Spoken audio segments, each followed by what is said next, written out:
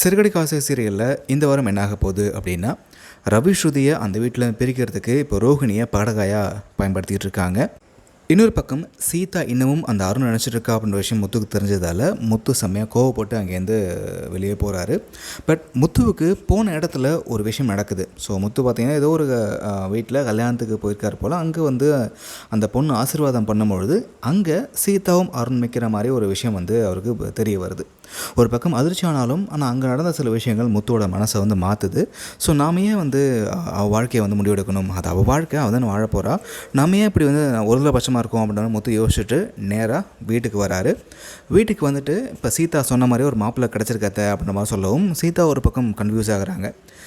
மீனோட அம்மாவும் அப்படிங்களா மாப்பிள்ளை அவங்களை வர சொல்லுங்கள் அப்படின்னு சொல்ல முத்து நான் எப்படி சொல்ல முடியும், சீதா தான் சொல்லணும் அப்படின்னு ஒரு செக் பாயிண்ட் வைக்கிறாரு. எல்லாத்துக்கும் ஒரு பக்கம் குழப்பமாக இருக்குது.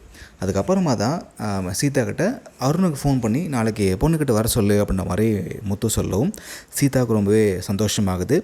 ஆனால் இதுக்கு பின்னாடி ஏதாச்சும் வில்லங்கம் இருக்கா, இல்லை இது கனவா அப்படின்ற ஒரு மிகப்பெரிய கேள்வி இருக்குது. ஒருவேளை இது உண்மையாக இருந்தாலும் சந்தோஷம்தான். ஆனால் இப்போது ஆல்ரெடி பார்த்திங்க அப்படின்னா மீனா வந்து அருணுக்கும் சீதாவுக்கும் கல்யாணம் பண்ணி வச்சுருக்காங்க.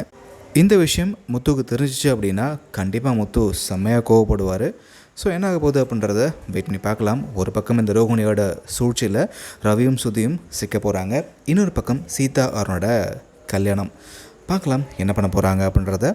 சிறுகடிக்கு ஆசை எப்படி போயிட்டுருக்கு, உங்களுக்கு என்ன தோணுது அப்படின்றத கமெண்ட்டில் பதிவு பண்ணுங்கள்.